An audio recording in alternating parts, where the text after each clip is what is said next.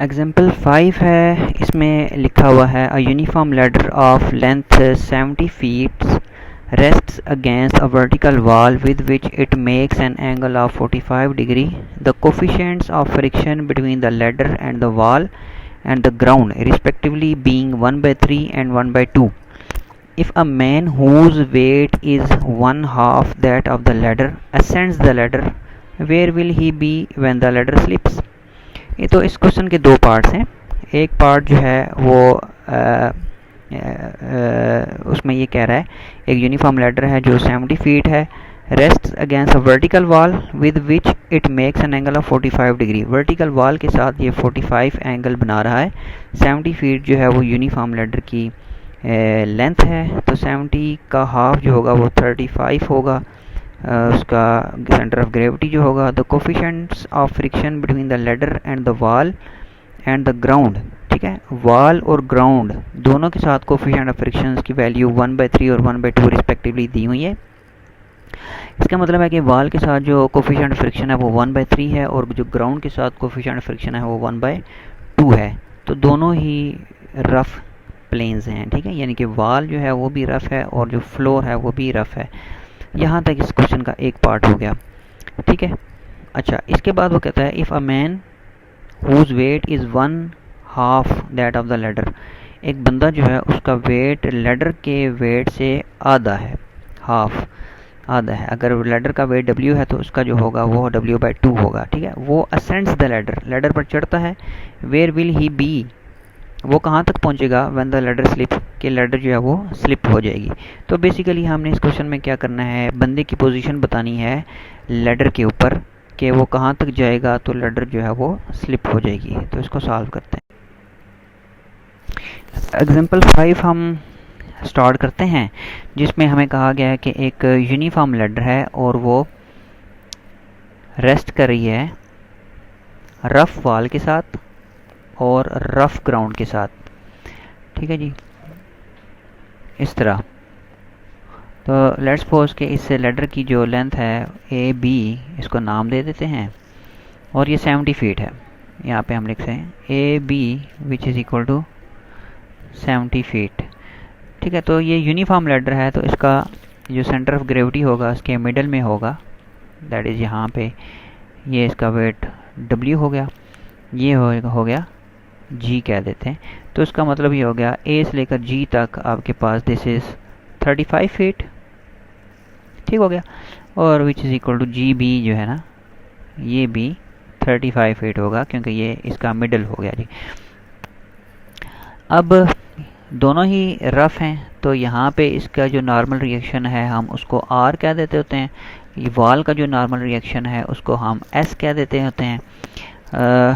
Friction, coefficient of friction जो है वो वॉल के साथ 1/3 है। यहाँ पे म्यू जो है 1/3 है, तो यहाँ पे हो जाएगा 1/, ये पॉइंट B हो गया, तो यहाँ पे हो जाएगा 1/3S, ठीक है। म्यू S वैसे लिखते हैं, तो 1/3 इसकी वैल्यू होगी। यहाँ पे क्वेश्चन में उसने दिया हुआ है कि ग्राउंड के साथ वो हो जाएगा 1/2R, ठीक है जी। 1/2 जो है कोफिशिएंट ऑफ फ्रिक्शन हो जाएगा यहाँ पे। फिर वो कहता है if a man ascends the ladder, अगर एक बंदा इस पर चढ़ता है तो where will he be when the ladder slips, तो कहाँ तक पहुँचेगा तो लैडर स्लिप हो जाएगी। तो फ़र्ज़ करें बंदे की पोजीशन जो है वो यहाँ पे हम बना लेते हैं। ये बंदा गया यहाँ पे और बंदे का वेट कितना था जी, half of the ladder W/2। इसको M कह देते हैं, M फॉर मैन, मैन की पोजीशन यहाँ पे क्या होगी, ठीक है गया। तो और फिर ये कह रहा है कि rest against a vertical wall with which it makes an 45 degree, तो यहाँ पे वो एंगल जो है लैडर जो है वो 45 डिग्री का एंगल भी बना रही है। तो आप इस एंगल को नीचे भी कंसिडर कर सकते हैं। ये अगर 45 है तो फिर ये भी 45 होगा और फिर ये भी 45 होगा और फिर ये भी 45 ही होगा। क्यों? क्योंकि ये राइट एंगल है, ये यहाँ पे 90 है, अगर ये राइट एंगल है तो यहाँ पे 45 है, तो डेफिनेटली यहाँ पे भी 45 ही होगा। तो ये हमारी फिगर कंप्लीट हो गई। इसको हम यहाँ पे C का नाम दे दें, इसको यहाँ पे D का नाम दे दें और ये जो पॉइंट है इसको E का नाम दे दें।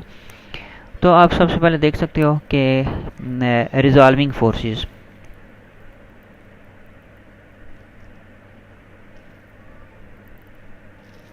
फोर्सेस को रिजॉल्व कर रहे हैं, कुछ फोर्सेस आपको वर्टिकल नज़र आ रही हैं, कुछ हॉरिजॉन्टल नज़र आ रही हैं। तो आर एक अपवर्ड है, आर, और दूसरी अपवर्ड कौन सी है, 1/3s, आर प्लस 1/3s, ये दोनों ऊपर की तरफ हैं। और जो नीचे की तरफ है वो है w and w/2 is equal to w plus w/2, या फिर ये हो जाएगा r plus 1/3s is equal to 3w/2। ये क्वेश्चन नंबर 1 होगी हमारे पास।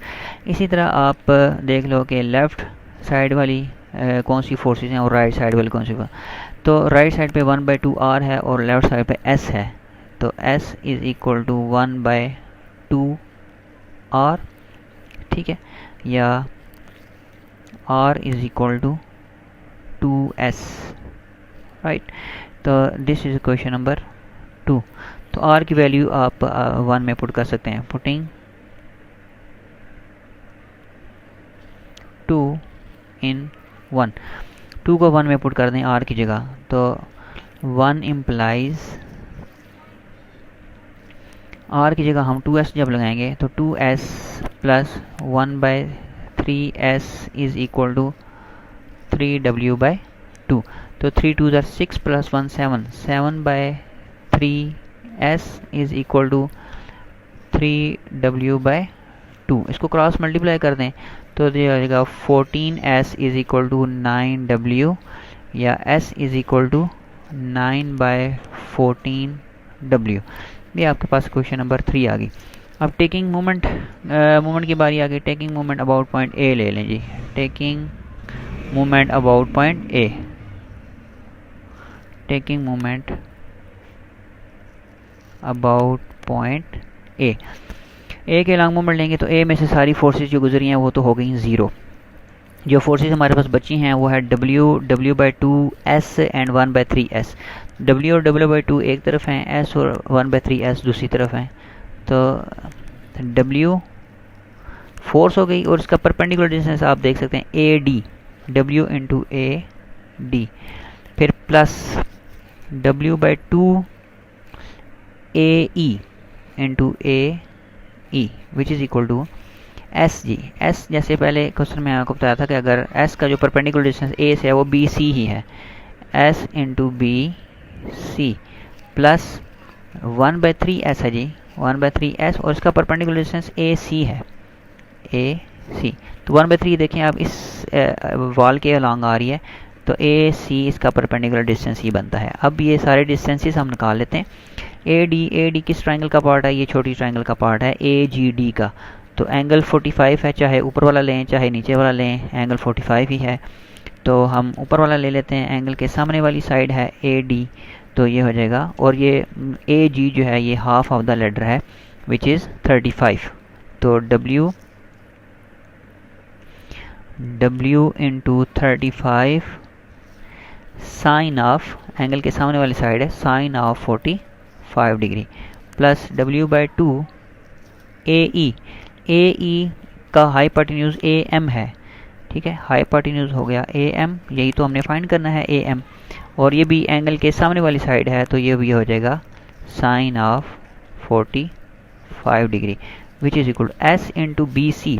BC जो है छोटी बड़ी ट्रायंगल का पार्ट है BAC या ABC का, एंगल के साथ वाली साइड है, हाइपोटेन्यूज टोटल है यानी कि 70, तो 70 cos of 45 plus 1/3s into AC जो है बड़ी ट्रायंगल का बेस है, तो एंगल के सामने वाली साइड है और हाइपोटेन्यूज टोटल है 70, तो जगह 70 साइन ऑफ 45 डिग्री। अब ये साइन 45 cos 45 की वैल्यू 1/2 होती है, सेम होती है, तो ये आप एट वंस ख़त्म कर सकते हैं। तो ये हो जाएगा 35w plus w/2 into AM is equal to 70s cos 45 ख़त्म हो गया, ठीक है, प्लस और ये हो जाएगा 70/3 इंटू S। तो S की वैल्यू आपके पास ऑलरेडी है 9/14। इससे पहले आप S को कॉमन लें और फिर वैल्यू पुट कर दें। यहाँ से आप 35w plus w/2 into AM is equal to S common आ गया, तो बाकी क्या हुआ, 7 3 ज़ार 210 प्लस 70 280 बाय 3 आ गया। अब इसकी वैल्यू जो है क्वेश्चन नंबर 3 से पुट कर दें 9/14 यहाँ पे, तो ये हो जाएगा 35W plus W/2 into AM is equal to S की वैल्यू आ गई 9/14 इंटू 280/3 इंटू W हर एक में कॉमन है, ये भी कैंसिल हो जाएगा, तो इसको कैंसिल कर दें। तो बाकी यहाँ पे हम आ जाते हैं, यहाँ पे आ जाएगा 35 plus AM/2 is equal to 14 2 ज़ार 28 होता है, तो 3 3 ज़ार 9 होता है, तो 20 3 ज़ार ये बन गया 3 इंटू 20 ये बन गया, ठीक है। तो 35 plus AM/2 is equal to 3 2 ज़ार 6 हो गया। इसको तो ले हैं, तो AM/2 is equal to 60 minus 35, तो AM/2 is equal to this is 25, तो इस 2 को मल्टीप्लाई कर दें तो AM is equal to 50 feet. तो ये बंदे की पोजीशन आ गई, तो हमने ये साबित कर लिया कि जो मैन जो है वो लैडर पे असेंड करेगा तो वो 50 फीट तक जाएगा, तो लैडर स्लिप हो जाएगी। तो इसका आंसर जो है हमने 50 फीट फाइंड कर लिया।